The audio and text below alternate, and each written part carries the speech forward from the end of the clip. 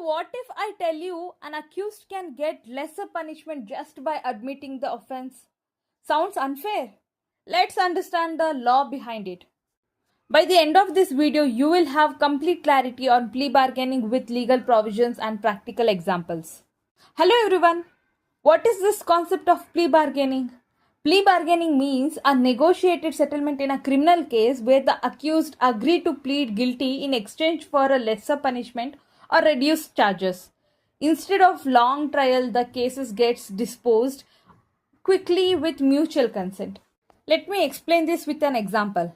Imagine a person is accused of theft. Instead of fighting the case for years, the accused says, "Yes, I accept the offense." The victim agrees to compensation. The court gives a reduced sentence. This is plea bargaining. So, what is the purpose of this plea bargaining? It reduces the burden on courts, saves the time and the cost, and provides the speedy justice and helps the victim to get the compensation quickly and encourages the settlements over the litigation. Chapter 23 of BNSS deals with this concept of plea bargaining. So when is this plea bargaining is allowed?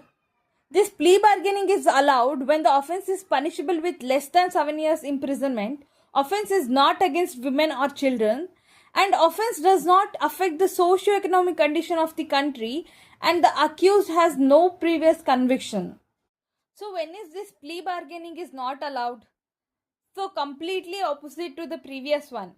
So when the offense is serious like murder, rape, and the offense is against the women and children, and the economic offense affecting the society, and the offender is a repeated offender.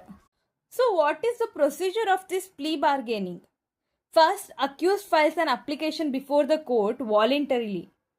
Then court ensures that application is voluntary. No coercion or pressure is involved. Then notice to parties. So court issues notice to the public prosecutor or the victim. Then the mutual settlement happens where the parties discuss compensation and the punishment.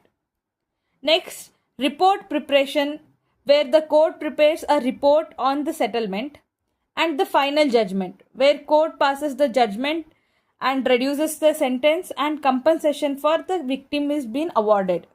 So there is no appeal on plea bargaining, it is generally final.